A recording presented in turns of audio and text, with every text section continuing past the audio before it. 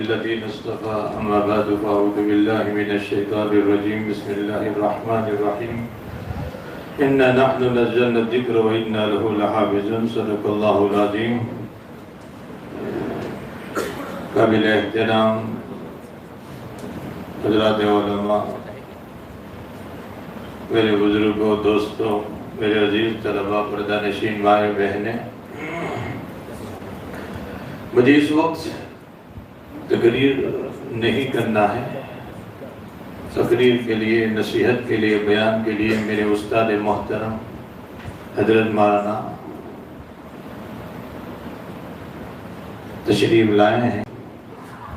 ہم انہی سے اصل خطاب سنیں گے۔ مولانا ابو بکر صاحب کو ساتھی میرے استاد ہیں، تو میں تو صرف 5-7 منٹ میں آپ کے سامنے جو حائل ہو چکا ہوں، مختصر طور پر آپ کو اس مدرسے کے رویداد بیان کرتا ہوں۔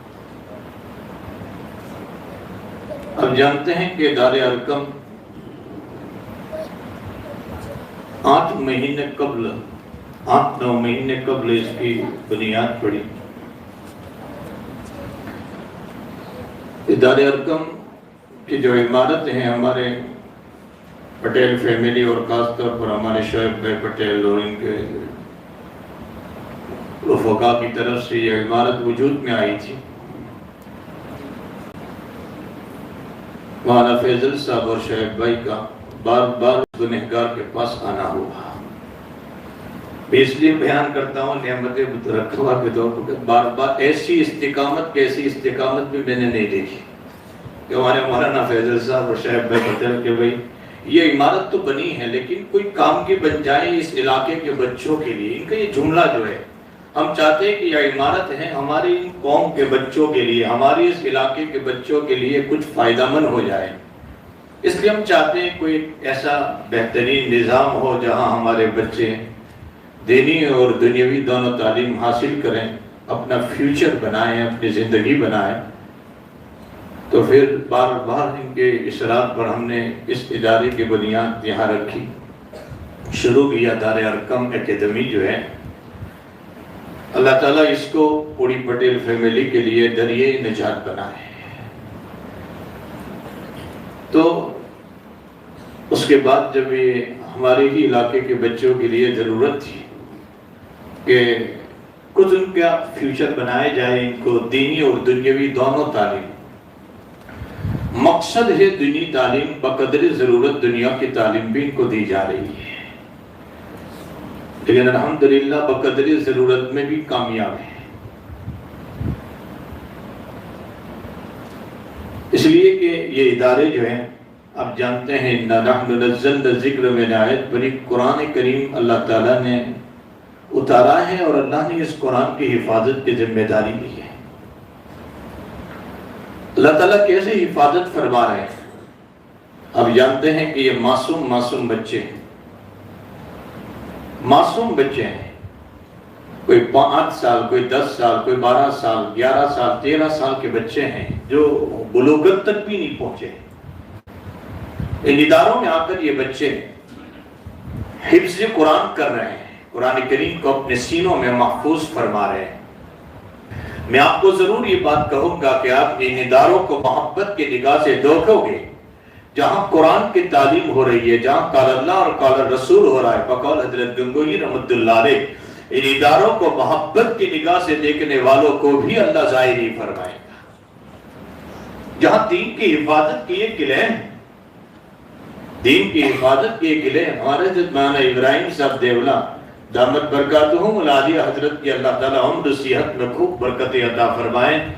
حضرت ہی کی زبان سے سنا کہ ایک مرتبہ میں نے بہت کچھ سال قبل کی وقت کہ میں نے ایک عربی میں ایک بہت بڑے عالم تھے کے اوپر خط لکھا، تو اس کے جواب میں انہوں نے فرمایا کہ آپ ہندوستانی ہیں، کہ ہندوستان کے لوگ بھی عربی جانتے ہیں؟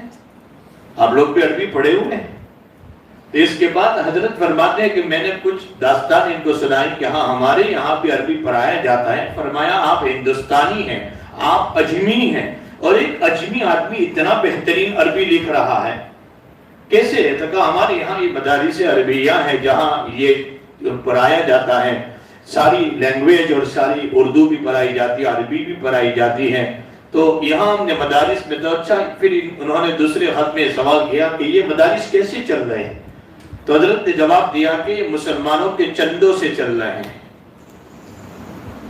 یہ مدارس جو ہیں مسلمانوں کے چندوں سے چل رہے ہیں، کوئی 500 کوئی 1000 5000 10,000 کے دے۔ اچھا اتنے بڑے مدارس مسلمانوں کے، عام مسلمانوں کے چندوں سے چل رہے ہیں۔ اس عرب عالم نے کہا تھا آپ امت مسلمہ کو میری طرف سے پیغام دینا، اور آپ اپنے وہاں کے مسلمانوں کو جب تک یہ مدارس مسلمانوں کے چندوں سے چلتے رہو گے وہاں تک یہ مدارس محفوظ رہیں گے، اور اس کے ذریعے سے اللہ ایمان اور اسلام کی بقا رکھے گا۔ لیکن جس وقت حکومتی ماتحت اگر یہ مدارس آ جائیں گے اس وقت اس مدارس کی بقا نہیں ہوگی۔ یہی ہے کہ مدارس کسی چندوں سے چلتے رہے، اور الحمدللہ یہ مدارس چل رہے ہیں۔ میں اس لیے کہہ رہا ہوں کہ آج ہمیں ضرورت ہے ان مدارس اسلامیہ اور مکاتب قرآنیہ کی قدر فرمائیں، خوب قدر کریں، اور سب سے پہلی قدر یہ ہے کہ آپ اپنے بچوں کو ان مکاتب میں بھیجیں، ان مدارس میں بھیجیں، اور آپ اپنے بچوں کو صحیح معنی میں علم دین پڑھائیں اپنے بچوں کو۔ یہ بہت ضرورت ہے۔ ہمارے حضرت والا مفتی صاحب حضرت عبدس مفتی احمد صاحب خانپوری ادام اللہ فیوزہ، حضرت نے ایک بہت پیارا جملہ انکلیشور مرکز اسلام میں ہمارے علاقے کے بہت سارے لوگ جماعت حضرت نے فرمایا تھا، گجرات کے مسلمانوں کان کھول کر سن لو، اور اپنی طبیعتوں کی اور اپنے نفس کے اندر آج جو ہم یہ کہہ رہے ہیں میرا بچہ انگلش میڈیم پڑھے گا یہ کامیاب ہوگا، میرا بچہ ڈاکٹر لائر اور انجینئر بنے گا، اسی میں میری اور آپ کی کامیابی ہے۔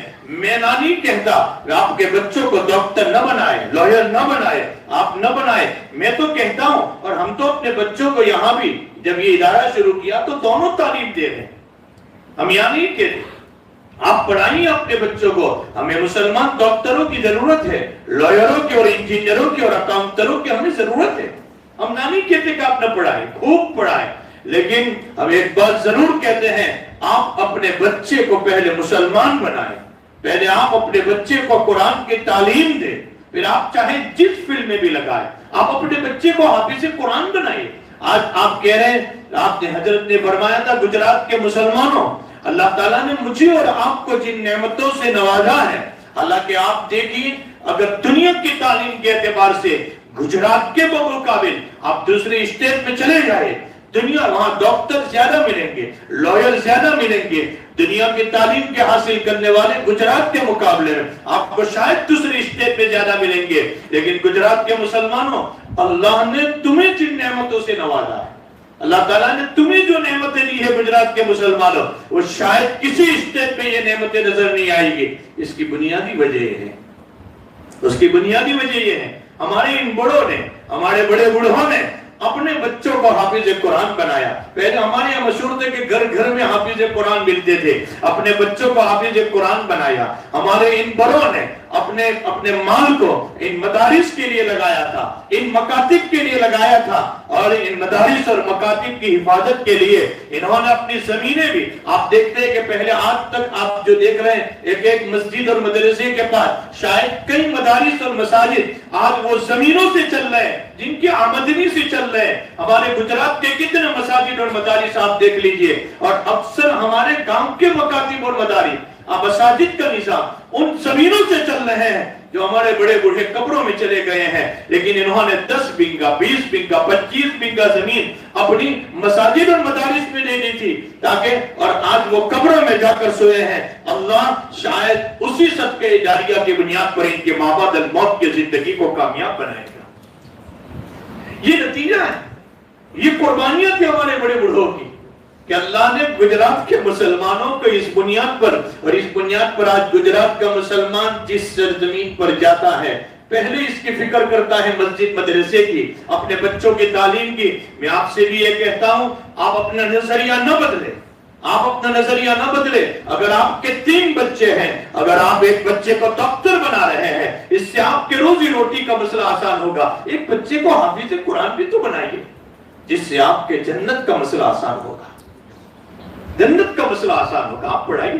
اور میں یوروپ کی سرزمین پر گیا, شاید ہماری یہاں کمیاں نظر آ رہی. ابھی میرا برطانیہ کا سفر ہوا دو تین مہینے قبل. وہاں کی ایک بات سناؤں, ہمارے قاری صاحب ہے, میرے ساتھی ہیں, سنیچر کو میں کہا کہ آج ہم لوگ کلاس میں سے جا کر 10 منٹ کے بعد تو بچوں کا سننا ہے. سیٹرڈے تھا, تو میں نے کہا کہ سیٹرڈے سنڈے تو آپ کے یہاں چھٹی ہوتی ہے. انہوں نے جو بات سنائی کہ ہاں چھٹی ہوتی ہے, لیکن ہمارے اولیاء خود اپنے بچوں کو سیٹرڈے سنڈے بھی حفظ قرآن کے لیے, اور وہاں دیکھا ہم نے گھر گھر میں آج بچے حافظ قرآن بنا رہے. یوروپ کی سرزمین پر میں خود دیکھ کر آیا ہوں. وہ پڑھا نہیں اسکولوں میں, وہ پڑھا نہیں دنیا کی تعلیم, پیمانے کے تھا, لیکن ان کے سینوں میں پہلے اس قرآن کو داخل کر رہے ہیں. آج میں نے کئی جگہوں پر دیکھا, اور میں نے بار بار بیانوں میں سنایا کہ بعض ملاقات ہوئی, ہماری لائروں کی ملاقات ہوئی, بعض پائلٹوں کی ملاقات ہوئی. ایک طرف پائلٹ ہے, ایک طرف قرآن کا حافظ ہے, کئی لوگوں کی. تو ہمیں ضرورت ہے ان مدارس اسلامیہ کی قدر کریں. تو ہم نے بھی یہاں یہی نظام شروع کیا کہ اس نظام میں دونوں تعلیم, اور الحمدللہ دونوں تعلیم کے بعد بھی, اس لیے کہ خوارجات کو ہاتھ پکڑنے کے بعد یہ بچے جو آپ دیکھ رہے ہیں یہ حافظ بھی ہو رہے ہیں, دنیا کی تعلیم بھی حاصل کر رہے ہیں. ہمارے یہاں جو نظام ہے 6ٹھی 7ویں